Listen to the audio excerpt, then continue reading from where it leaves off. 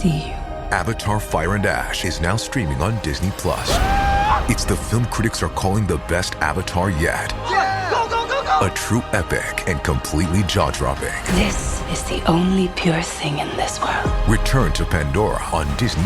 It will be an adventure for the whole family. And watch the Oscar-winning phenomenon at home. This is sick! Avatar: Fire and Ash, now streaming on Disney+. Rated PG-13. Study and play come together on a Windows 11 PC. And for a limited time, college students get the best of both worlds. Get the Unreal College Deal. Everything you need to study and play with select Windows 11 PCs. Eligible students get a year of Microsoft 365 Premium and a year of Xbox Game Pass Ultimate with a custom color Xbox wireless controller. Learn more at windows.com/student offer. While supplies last. Ends June 30th. Terms at aka.ms/collegepc. A lot of my ideas about human origins are influenced by my studies in the ancient Sanskrit writings of India. Collectively, these writings are called the Vedas. Veda is a Sanskrit word. It means knowledge.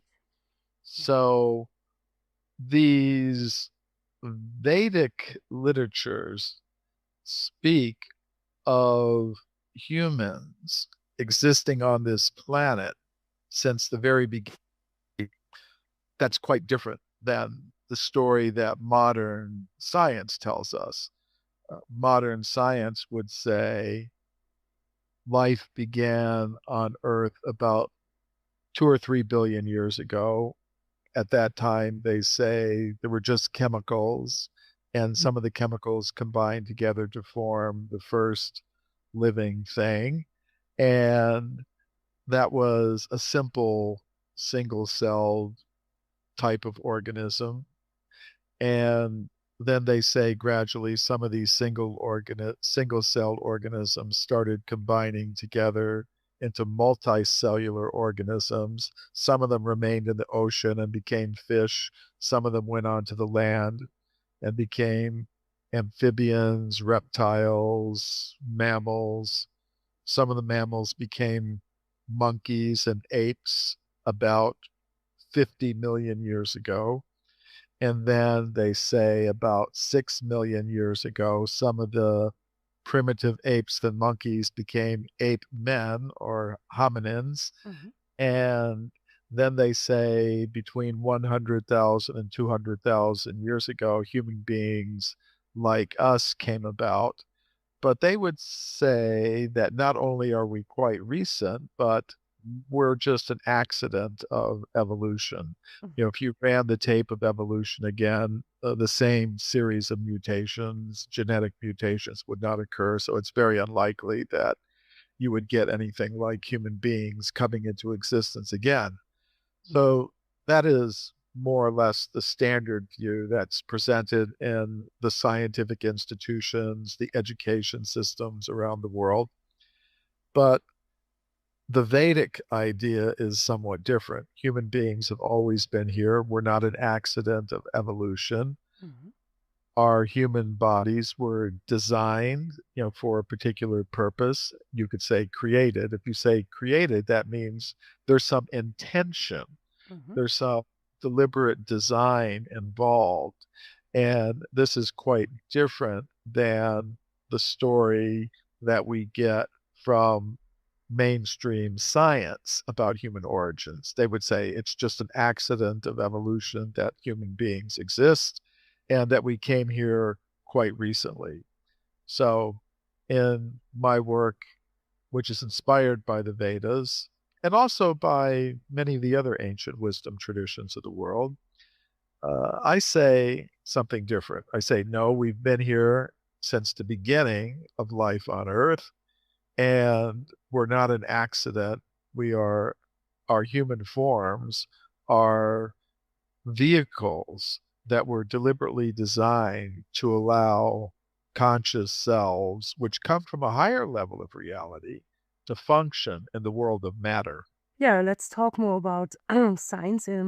Modern scientific conception of the origin of life and human life is based on a linear sense of time. Mm-hmm. But if we go back in the history of Europe to the time of the Greeks and the Romans and the Norse people, we see they had a cyclical concept of time where human civilizations rose and fell many times in the course of cyclical time. The Greek philosophers, Plato, Aristotle, they had this idea that time goes in cycles and human civilizations come and go many times in the course of these long cycles of time. So you can trace this idea of cyclical time even further back to the ancient Vedic culture of India, Yeah. which also tells us that time goes in vast cycles. And during certain parts of the cycle, human beings exist in a very simple state of nature. And as the cycles progress, they become more and more expert in manipulating matter. Whether that's a good thing or a bad thing, we'll have to talk about some other time. But uh, so the it's also interesting that the ancient Sanskrit writings speak of ape men. Like, what country are you in now? Now I'm in the Netherlands. You're now in the Netherlands. So, in the 19th century, there was a Dutch researcher. Oh. I don't know if I pronounce his name correctly, but in English, I say Eugene Dubois or Gain Dubois, something Mhm. like that. Eugene Dubois, yeah. Eugene Dubois. Mm-hmm. So he went to uh, Indonesia, which at that time was under Dutch rule, Mm-hmm. and he was specifically looking for some missing link there. Mm. And, he found a couple of bones that he considered to be the missing link existing there. So the by missing link, he meant, and scientists today mean, some creature who is halfway between primitive apes and monkeys and modern humans. Mhm. And there is some evidence that such creatures did exist. They are given different names by modern scientists, such as Homo erectus or Australopithecus, Yeah. and they have technical names for these missing links, these ape men.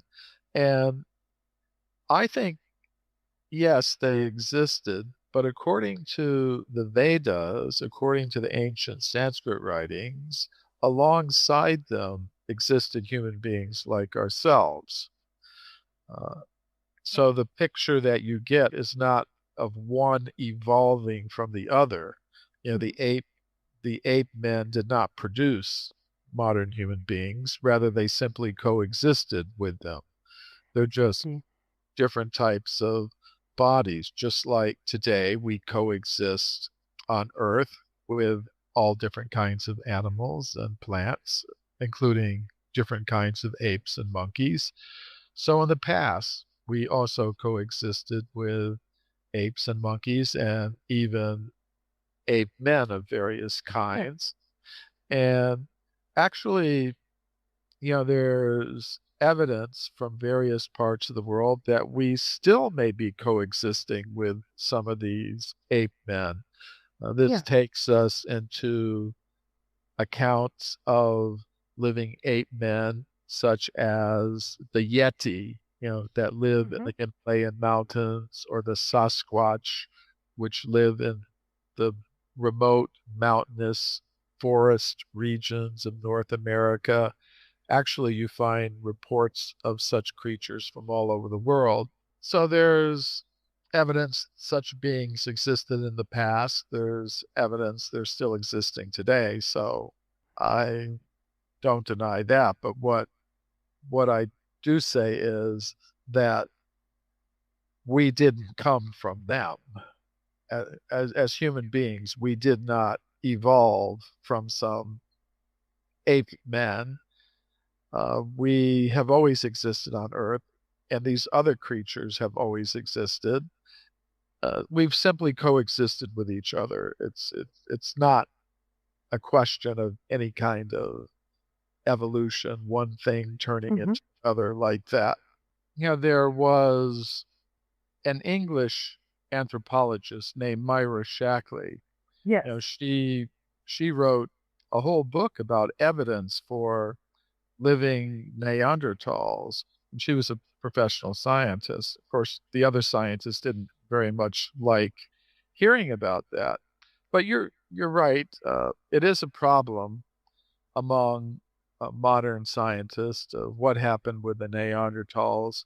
There are a few schools of thought in modern anthropology and archaeology. According to one group, the Neanderthals were simply defeated in the struggle for existence by modern humans. According to this view, the Neanderthals were existing in Europe 300,000 or 400,000 years ago.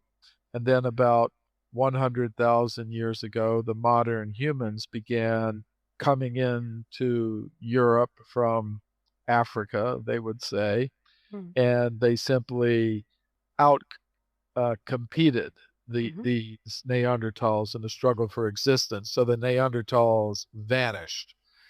They simply died out or were killed off by the modern humans. And then another group of scientists believes that the Neanderthals mixed with the modern humans, Homo sapiens sapiens, and they became one population.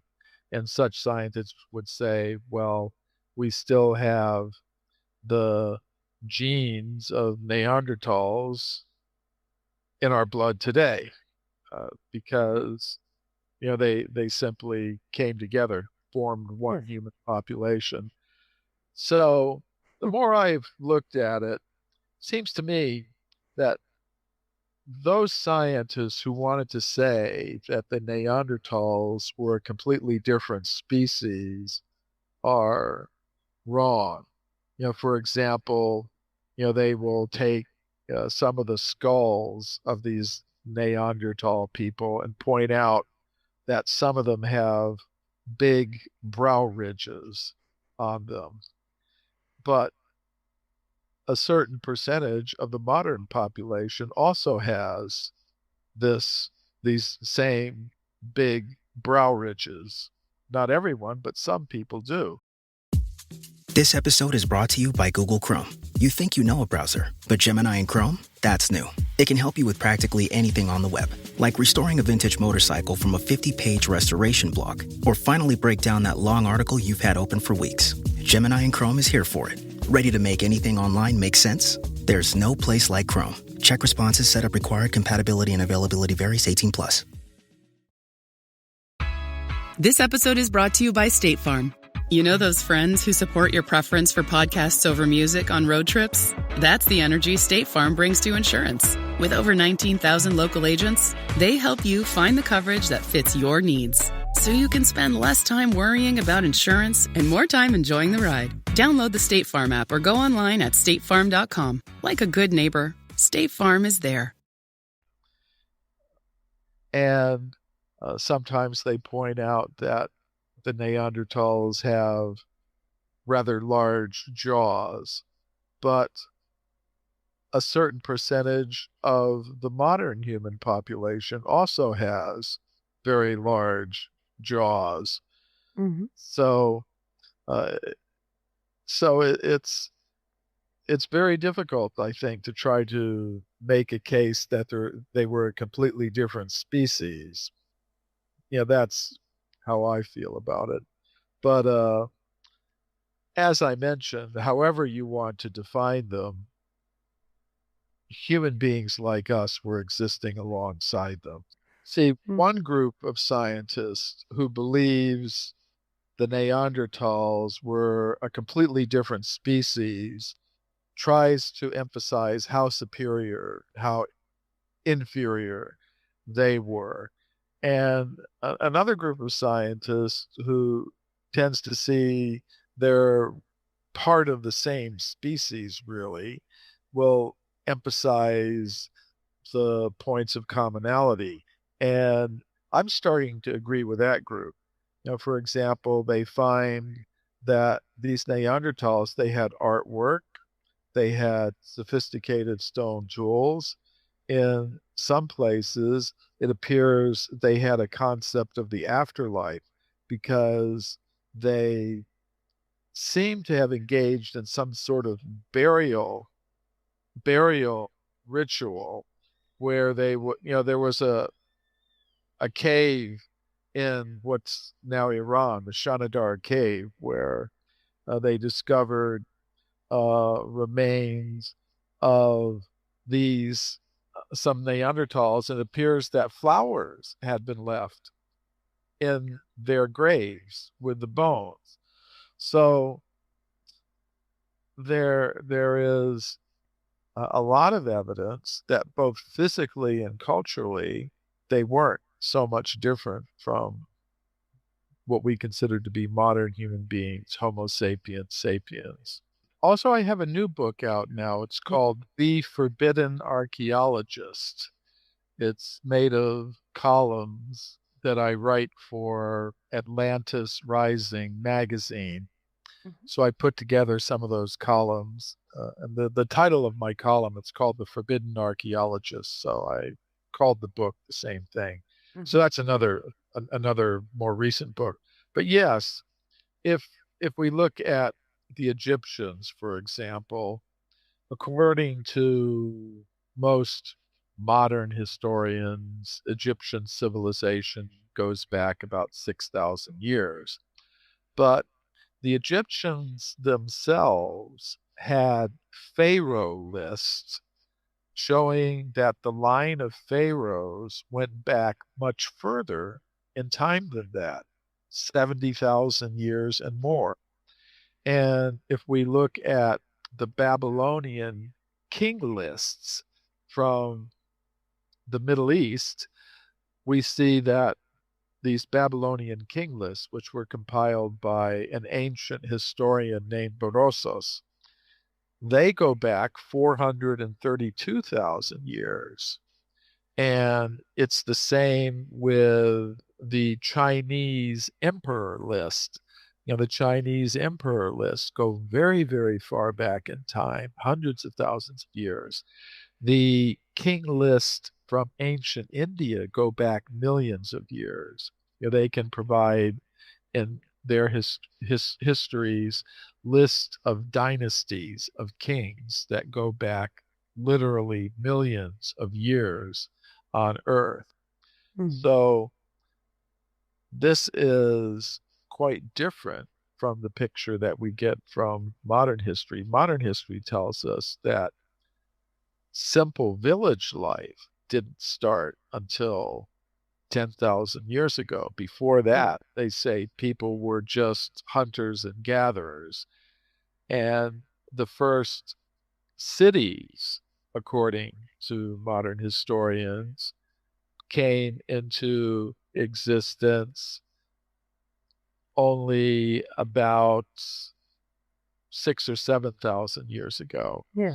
But these ancient cultures record kings and cities that go back far before that.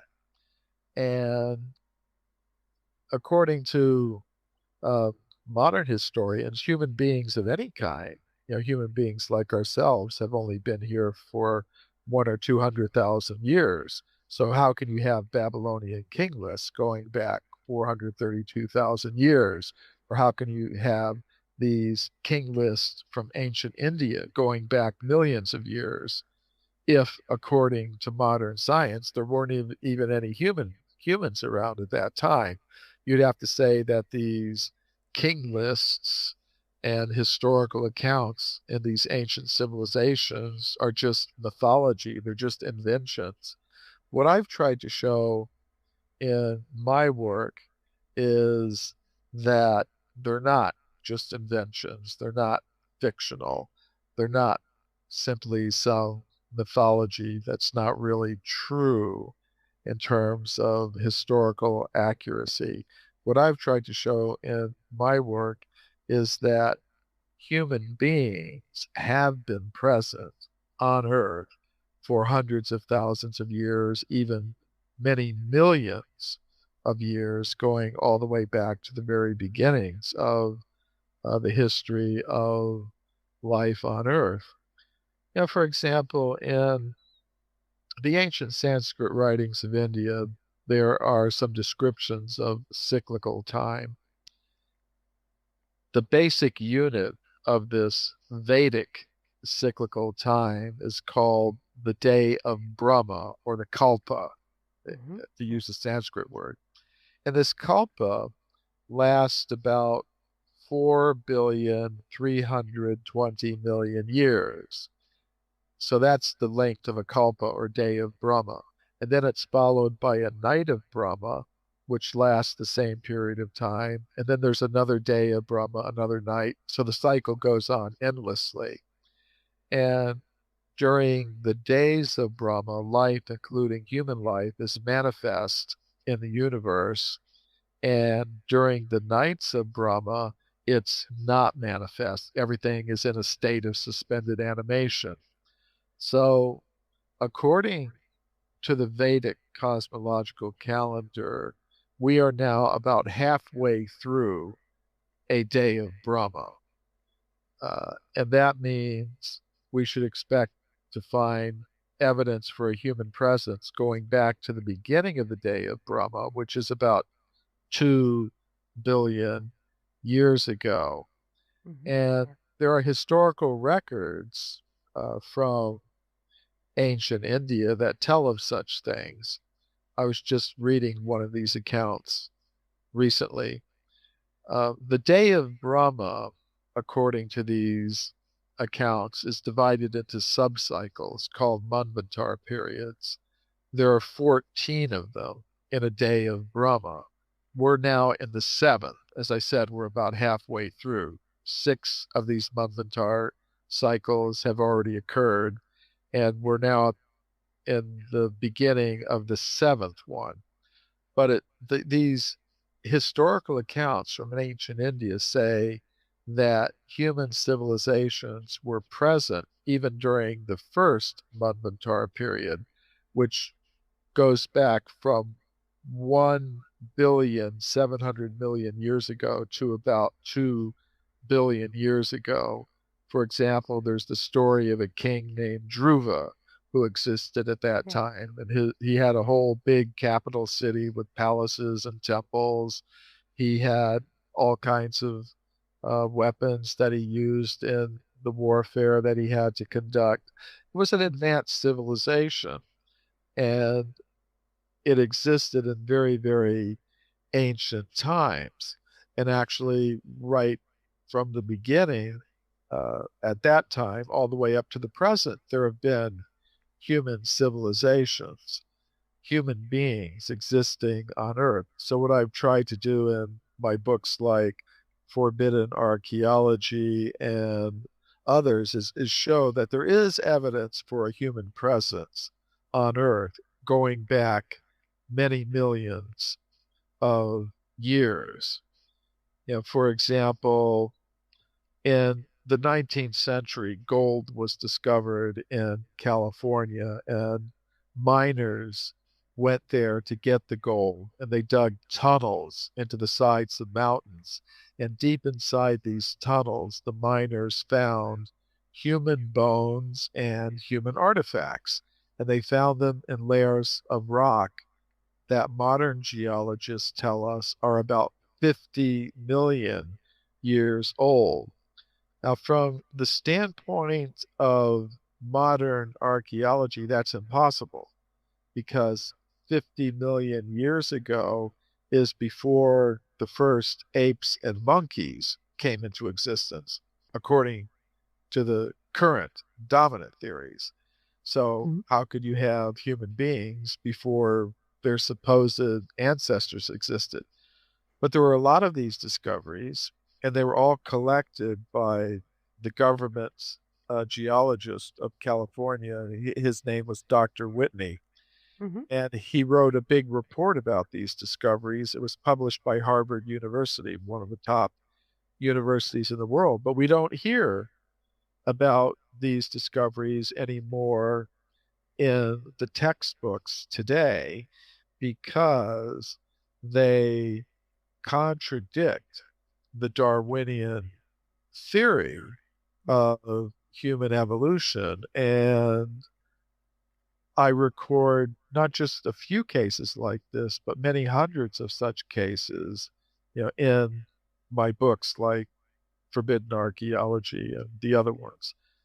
Actually, a few years ago, I was in the Netherlands and, I spoke at the Free University in Amsterdam. I was invited by the departments of earth sciences, geology, archaeology, paleontology. So I spoke to some of the professors and the students. And as I was speaking, going through this evidence for extreme human antiquity, one of the professors stood up in the class and he said to me, he interrupted my lecture and he said, what you're saying is very, very interesting, but do you expect us to reject the conclusions of thousands of professional scientists, of biologists and paleontologists and zoologists and anthropologists who have ideas completely different from what you're telling us? And I said to him, I said, well, I'm very surprised to hear something like this coming from you, a Dutch scientist, because the Netherlands is the home of Erasmus, who was a very great skeptic. And he didn't just accept whatever the dominant views were of his time. And also, I told him, I actually have some respect for Charles Darwin in this sense that at a time when nobody accepted his ideas, when all the thousands of professional scientists had completely different ideas than the theory of evolution, he had the courage to stand up and present his ideas. So then this professor who was trying to interrupt my talk, he suddenly became silent. All the students were looking at him. And he just said, because he didn't want to seem like he was just whatever the majority of scientists think he was going to accept. So he said, I can also stand up against thousands. And he sat down. So it's, yes, what I'm saying does go against the mainstream ideas, but sometimes these things happen in science. It's not that whatever the majority thinks at a certain point in time is the ultimate truth. It's not like that. So in my work, I've uncovered hundreds of these cases of archaeological evidence for extreme human antiquity. And I'm just giving these California gold mine discoveries as an example. They were reported to the scientific world by a professional scientist, Dr. Whitney, a very famous geologist. But they got rejected because the evidence contradicted the theory of evolution.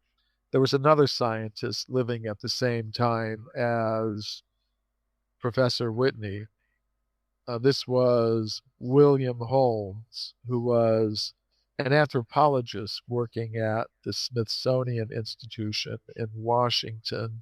And he said if Dr. Whitney had understood the theory of human evolution, then he wouldn't have published that report. announced these California gold mine discoveries. He should have understood it can't possibly be true because it contradicts the theory. So according to Holmes, this evidence should not have been published. It should simply be forgotten. And that's what happened. But I don't think it should be forgotten. I think it's evidence and it deserves to be considered. But that's why I call this topic forbidden archaeology, because there are many scientists who simply don't want to talk about this evidence or consider it. So You can't reason with the sun. Trust us, we've tried. This summer, it's time to put that angry ball of fire on mute. Columbia's OmniShade technology is engineered to protect you from the sun's harsh rays that can burn and damage your skin. The sun is relentless, but so is our gear. Level up your summer at Columbia.com to spend more time outside and less time slathering on aloe lotion. You're welcome. Columbia, engineered for whatever.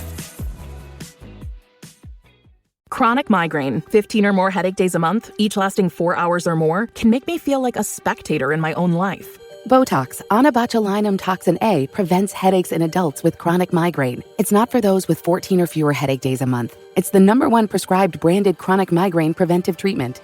Prescription Botox is injected by your doctor. Effects of Botox may spread hours to weeks after injection, causing serious symptoms. Alert your doctor right away, as difficulty swallowing, speaking, breathing, eye problems, or muscle weakness can be signs of a life-threatening condition. Patients with these conditions before injection are at highest risk. Side effects may include allergic reactions, neck and injection site pain, fatigue, and headache. Allergic reactions can include rash, welts, asthma symptoms, and dizziness. Don't receive Botox if there's a skin infection. Tell your doctor your medical history, muscle or nerve conditions, including ALS, Lou Gehrig's disease, myasthenia gravis, or Lambert-Eaton syndrome, and medications, including botulinum toxins, as these may increase the risk of serious side effects.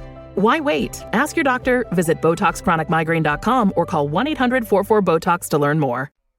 Or if they do, they would be,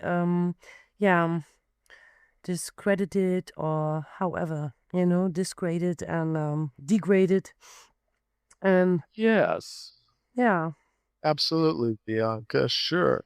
And I call this whole thing knowledge filtering. Yeah, that's right. It- That's a good. because the way it works is if there's evidence that supports the dominant theories, it passes through the knowledge filter, and students will read about it in their textbooks. If people go to the museum, they'll see it. If they turn on the television, they'll hear some important scientists talking about it.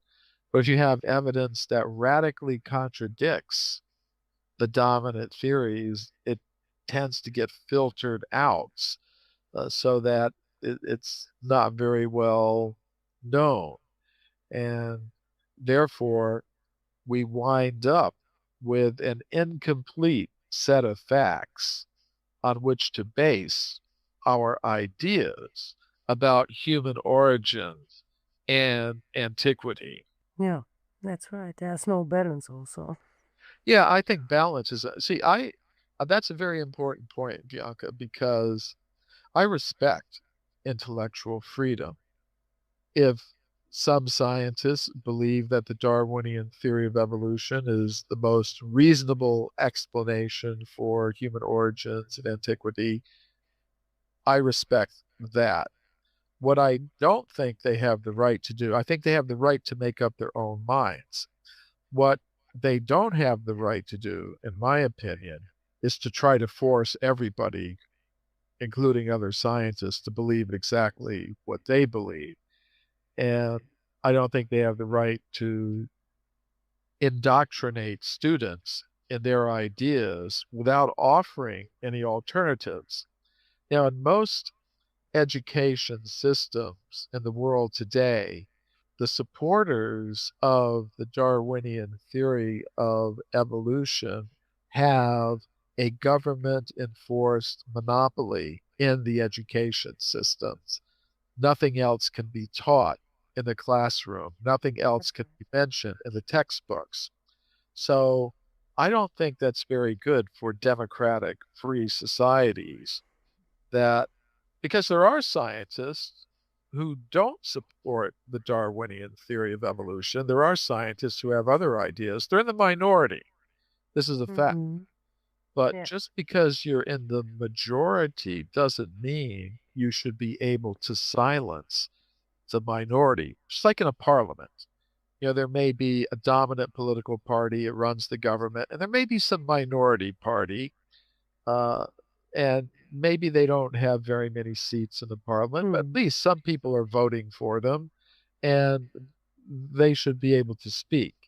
We wouldn't like it if the government were to just outlaw, some minority party that isn't harming anybody. I don't believe in, like that, but let's say there's just some green party, for example, that's proposing, some shift in the way resources are allocated in a society, and maybe they're not in the majority, but all right, some people like their ideas, they vote for them.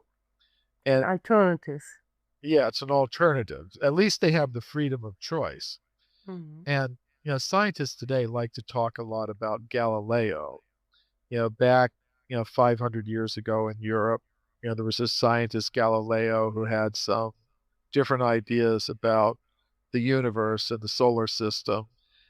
And because the church disagreed with his ideas and the church had influence with government, the church used its influence with government to suppress his ideas, arrest him, put him on trial.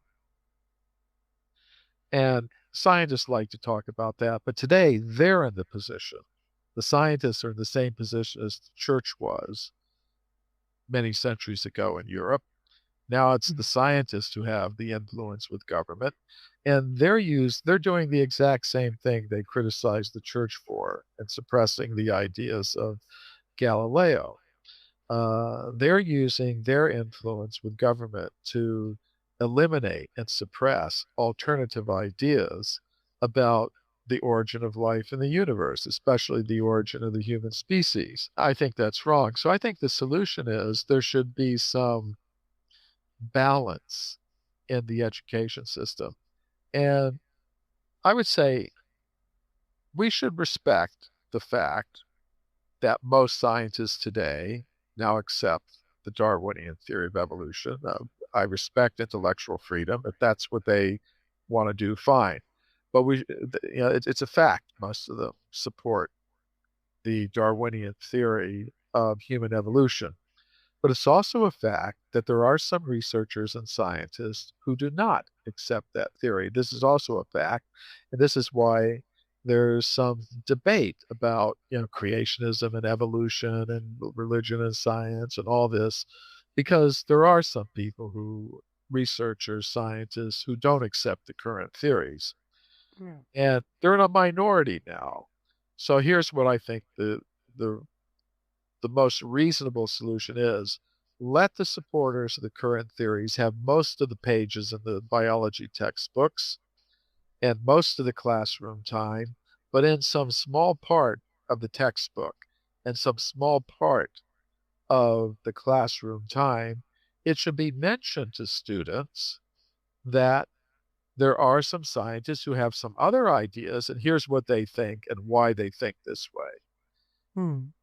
See, then students would be free to make up their own minds about these things. And once in Europe, my books are in about 20 languages, so I get invited to speak in many countries. So I was once speaking with some education officials in one of these countries, and I mentioned this idea of having alternatives in the textbooks. And the education official said, no, we can't do that. It would confuse the children. And I said, I don't think the children will be confused. The children can handle choice. They have 500 television channels to choose from when they turn on the TV. They have 300 satellite radio programs they could choose from. When they go out to get a mobile phone, there's 500 different kinds of mobile phones the children are not confused, by choice. So I think that's just an excuse. Just doesn't happen in Egypt. Yes, in Egypt, there's a government Everywhere. Yeah. archaeological ministry. He's in charge of it. So he has authority over any archaeological work that goes on in Egypt. But it's the same in the Netherlands. It's the same in every country. Now the governments have control over archaeology because archaeology is now seen as something that has a lot of economic importance. People will go to see Stonehenge or the pyramids or the Acropolis in Greece or the Colosseum in Rome, and even in Holland, even in Netherlands, even though they may not have uh, big pyramids like in Egypt, there are still archaeological sites where tourists will go. So it's very important from an economic sense. And it's also very important in a political sense because archaeology helps define national identities and things like that. So, uh, and then it's also connected with these scientific questions like the theory of human evolution. So in in every country there are these types of government controls over archaeological research. It's everywhere.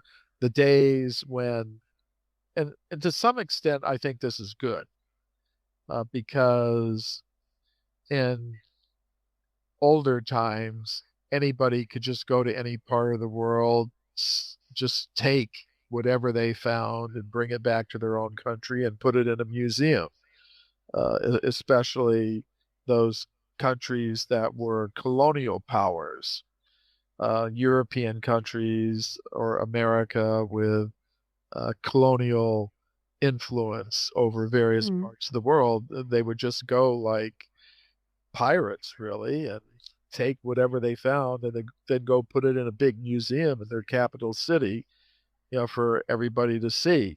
That's I don't know that was a very good thing. Uh, it was part of that whole project of colonialism. Uh, but so I think it is good that these countries have that all countries have some system for controlling things, the archaeological work that's done. But the problem is that these countries claim to be democratic and they're taking tax money from all their people. And the people in these countries, whether it's Egypt or the Netherlands or England or the United States of America or Russia or China, have different ideas. And I think that these government departments should not favor one idea over another, unless it has something to do with, people doing very terrible things, killing other people or something. That's not good. But if somebody just has a different idea about the human past, I think these government archaeological agencies should just see, okay, we're not here to dictate to the public. We are here to serve the public. If if there are some parts of the public and some researchers and scientists who have maybe different ideas than some other group, we shouldn't favor one group over the other. Uh, the, the museums, the museums, the scientific institutions, the archaeological research should be open to all responsible groups, no matter if they are of the majority view or the minority view in the world of science. Now, for private museums and private schools, I think they can teach whatever they like. But for the schools and the museums and the scientific institutions that are supported by the tax money of all the people, I think there has to be a different policy. There has to be respect for the different ideas that there are within the public and within the minds of individual scientists who who may not be going along with the majority ideas. The reason for this has something to do with the cycles of time. According to the Vedic writings, time goes in cycles, just like in the temperate countries and the temperate zones, there are 4 seasons that follow one after the other each year, and they repeat. There's winter, there's spring, there's summer, there's fall, winter again, spring again, summer again, fall again, so on and so on. So, according to the Vedas, there are 4 ages that cycle again and again and again. The first is called the Satya Yuga, or the Age of Truth, in which people have a very good understanding of the relationship between consciousness and nature. And they're very advanced in that sense. And then in the next age, things become a little bit more materialistic. And then in the next stage, they become still more materialistic. And then finally, in the 4th age, it's people think that to produce and consume more and more material things is the main purpose of human life, and they fight for control of the resources of nature, and they don't understand that we're all part of the same spiritual family. They tend to identify on the basis of all kinds of divisive ideas, and so it becomes a very bad place, and that's the age that we live in now. So I think it's partially because of the age that we live in that humans have lost the true spiritual understanding of some of these ancient writings. I think that's part of it. And then also, there's a particular problem in India that for many hundreds of years they were ruled by colonial powers that were very interested in discrediting the ancient teachings. So these colonial powers were in charge of the education systems, and they made deliberate attempts to break people's faith in their ancient teachings, and they so that's another influence. So I think for various reasons, you're right, people have lost the true understanding that was there in these ancient cultures, not just in India, but in various parts of the world. In my book, Human Devolution, I have a chapter called The Cross-Cultural Study of Cosmologies, where I looked at 25 cultures throughout the world, different times, different places, looked at their cosmologies, and they had very great similarities. I don't think the ancient Indian culture, had any unique monopoly on truth. I think truth can be found in many different places, in Egypt and Greece and Rome. You can find truth in many different places, and they all seem to share certain common ideas. One idea is that a human being or any other living thing is not just a combination of material elements, that there's a subtle mental body that has some very unusual powers, like telepathy and telekinesis, mind over matter, that sort of thing, that there's a spiritual self that can exist apart from the body. and that we're not alone in the universe. We're part of a whole cosmic hierarchy of beings. We live in a multi-level universe where some levels are denser, and some levels are more subtle. And they all had these ideas. They all had the idea that we're all related to each other as beings of pure consciousness. We're all coming from the same source. So there was a set of common understandings there that I think we've lost. And because we've lost these understandings, now we're destroying our planet by overproducing and overconsuming too many material things. We are engaged in conflict on all levels of human society because we're being told by modern scientists that, well, you're just machines made of chemicals in competition with each other for survival. That's what you are. And sometimes in the competition, some individuals and groups behave unfairly. And I think that's the cause of our current financial crisis in the world and the competition for economic survival. Some groups and individuals are exploiting others and taking more than their fair share of the economic resources by unfair means.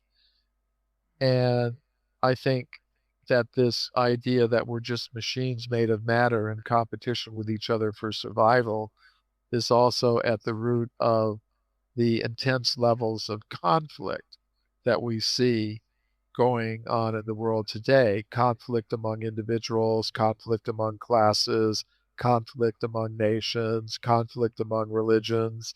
It's not a very good situation, but I think to change it, you have to go back to the root, which is our concept of self and our place in the world. And I think we need new ideas about these things. And I think, therefore, we need a new science. We need a new religion. We need a new politics. We need a new economy. It just going on the way we've been going on for the past few centuries. For example, I went to South Africa once. I was giving lectures there. And during some of my free time, some of my friends there, they took me to an archaeological site. It's called Sterkfontein, the Sterkfontein Caves. And it's now a United Nations World Heritage Site. It's a place where there's some limestone caves under the ground where they found the bones of some so-called missing link or ape man, Australopithecus. So, they call it the cradle of humanity, but really I don't accept that, because I think alongside these ape men, human beings like us were already existing 3 million years ago, which is the age of the ape man that was found there. So, but when you go to this site, before you're allowed to go on a guided tour down into the caves where they found the bones of this Australopithecus ape man, you have to go through a museum to be indoctrinated. So when you first go into the museum at Sterkfontein, I don't know if I pronounced that right. I'm not an Afrikaans,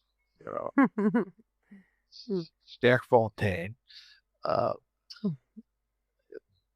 But when you go in this museum, the first thing you see is a sign that says, "Discover yourself." Now that's nice.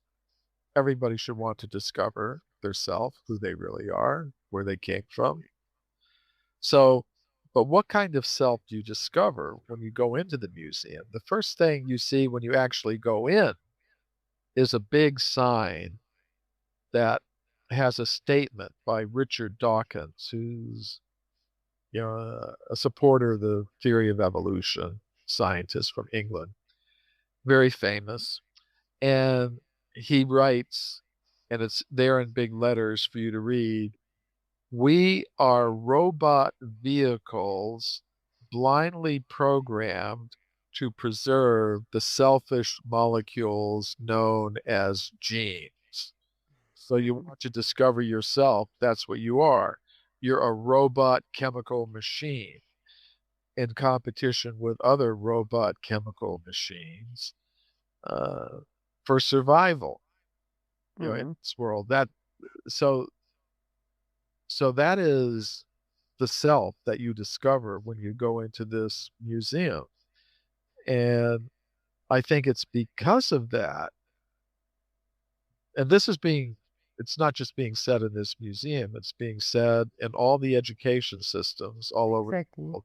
Yeah. And see, the goals that we set for ourselves, individually and collectively, depend on our concept of self. Say, if I think I'm an American man, then I behave like that, for better or worse, because that's my identity. Of course, I don't see myself. I have an identity that goes beyond that. I'm a being of pure consciousness that has nothing to do with being American or European or Russian or Chinese or whatever. I have some higher identity that has nothing to do with that. But you are pure consciousness. Yes. And we're all coming from pure consciousness, and so we're all related to each other beyond all the because people, they try to manipulate identities to breed conflict and competition among, but I think you have to rise over that. Anyways, but the goals that we set for ourselves individually and collectively are determined by our sense of identity. And if we have the wrong sense of identity, we're going to do things that are harmful to ourselves and harmful to others because we don't have a proper understanding of what our real self-interest is, because we don't have a real good concept of what the self really is. If you don't know what you are really, if you don't know what your self really is, then you cannot act in your best self-interest. You're just going to do things that are bad for your real self.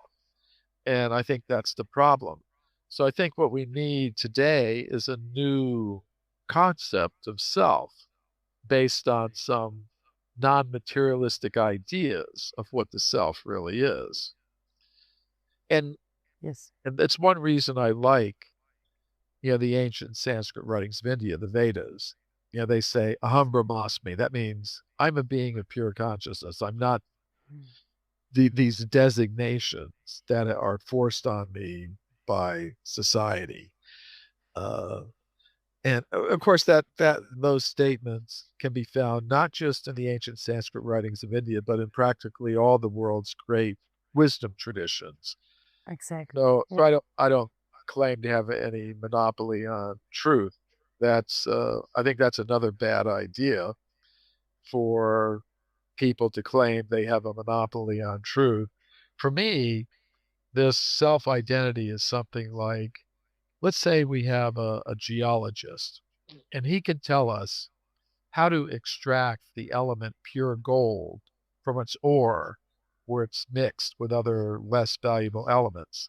Now, once you've extracted the gold, you can form the gold into coins, and then you can stamp the coins with the symbols of different nations: Canada, South Africa, Russia, America. But if it's really gold, it really doesn't matter what symbol that you've stamped on it. That's not important. Gold has its own value across all of these symbols. So I think it's the same thing with spiritual truth. If it's spiritual truth, it's spiritual truth, and it doesn't matter what label you put on it: Hinduism, Christianity, Islam, Judaism, this, that, the other. That's not important. As long as you've got the actual truth, which is, if you come to the understanding by some process that we are all beings of pure consciousness, we've all come from the same source, we have a higher purpose in life than just to produce and consume more and more material things for the profit of all the big corporations and governments and everything, that that we have some higher purpose in life, that we should try to satisfy our material needs in a sustainable way, in the most simple, natural, and efficient way possible. Not just become somebody who's just producing and consuming too much. Yeah. If we understood that and put most of our human energy into developing the resource of consciousness, then I think we'd be better off. But to do that, first we have to have a correct conception of the self. Then naturally everything will follow from that.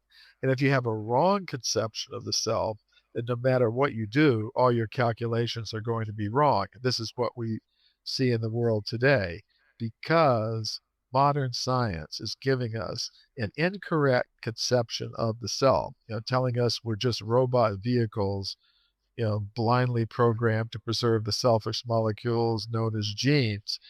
Uh, because of that, that every calculation we make in terms of our politics, our economics, our culture is wrong and is going to lead us into more and more trouble.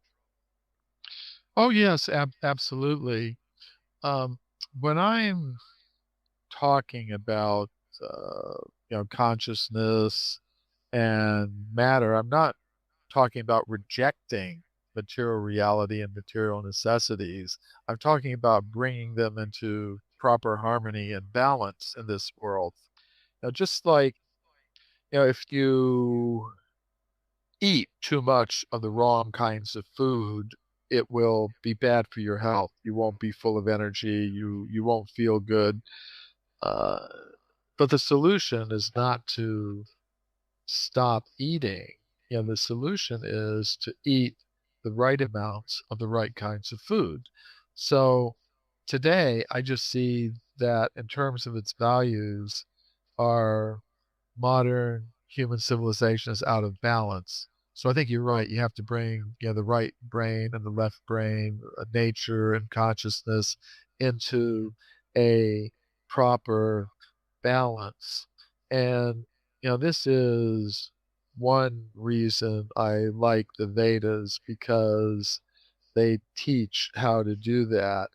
Actually, they say that if you use the material resources in the right way, in the proper way, then matter itself becomes spiritual. It becomes like a spiritual energy. It becomes energized with consciousness.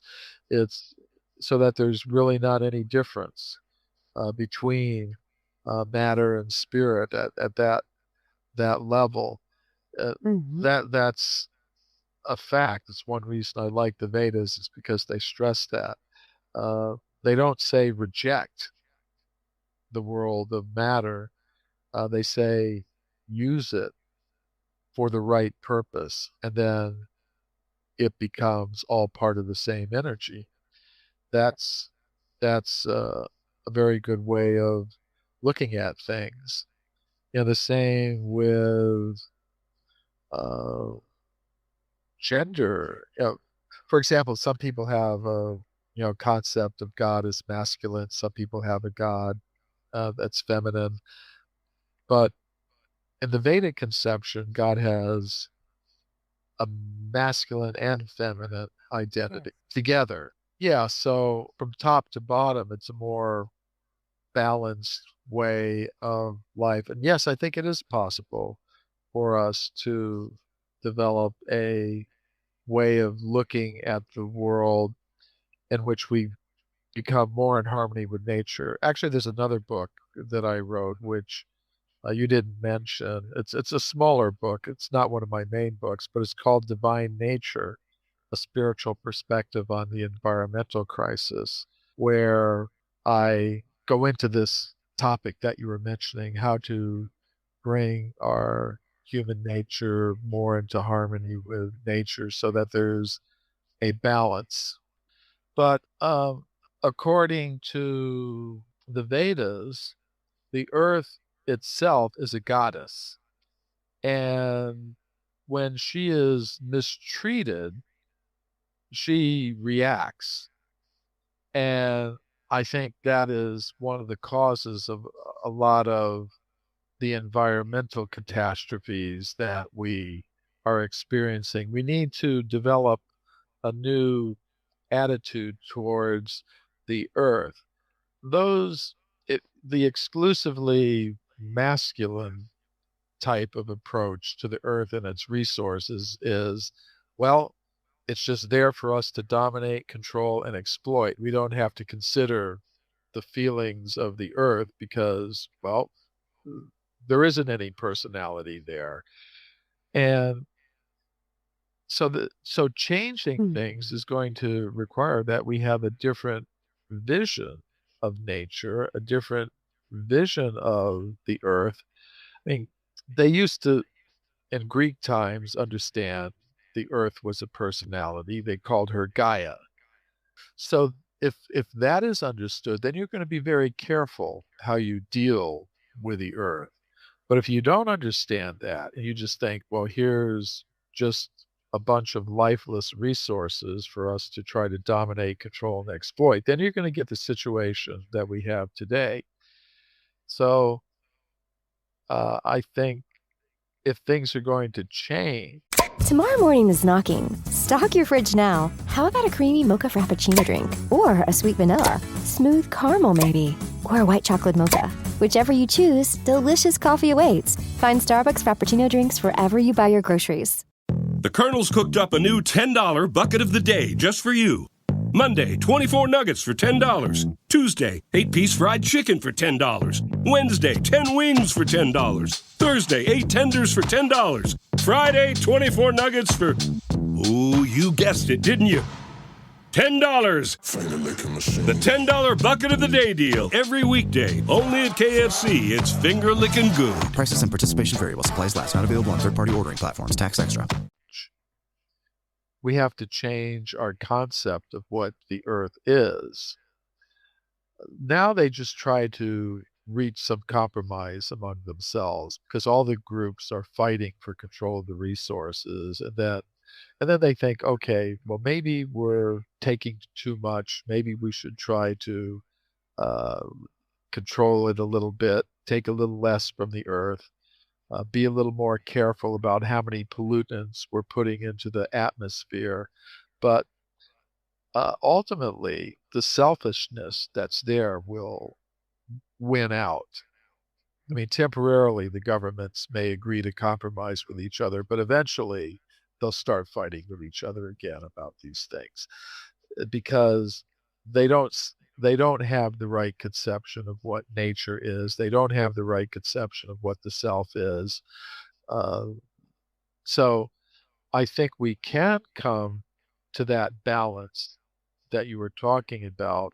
But in order to do that, I think we need a new science that recognizes the earth is alive. I think we need a new science that realizes we're all beings of pure consciousness. Our main purpose isn't to take as much from the earth as we can. And until that happens, I think we'll have small groups of people beginning to practice voluntary simplicity. We'll have small groups of people in various parts of the world understanding the earth as mother, as the goddess Gaia, or Bhumi, as she called in the Vedas, or we'll have small groups of people beginning to understand these things. But if we want to see a huge change in the world, then eventually I think we're going to need changes in the education systems, changes in the scientific institutions, and changes in the governments. The big institutions and governments and education systems may not be coming to these ideas. I think it is important that all over the world there are small groups of people that are starting voluntary communities, to live in a more simple and natural way, that are embracing these ideas, the earth as goddess, I think it's important that everywhere there are small groups of people that are cultivating these ideas of voluntary simplicity and a proper understanding of what the earth actually is. I see it everywhere. I've seen it in Brazil, I've seen it in Hungary, I've seen it in India, I've seen it in many different places. So that's also important. But if we're going to see a big change, then ultimately, these ideas that are now circulating among these small groups of people, ever increasing small groups of people in various parts of the world, then the ideas are going to have to filter into the mainstream, which I think they will eventually. And that's really the right window treatments change everything. Your sleep, your privacy, the way every room looks and feels. At Blinds.com, we've spent 30 years making it surprisingly simple to get exactly what your home needs. We've covered over 25 million windows and have 50,000 5-star reviews to prove we deliver. Whether you DIY it or want a pro to handle everything from measure to install, we have you covered. Real design professionals, free samples, zero pressure. Right now, get up to 50% off with minimum purchase, plus get a free professional measure at Blinds.com. Rules and restrictions apply. only hope.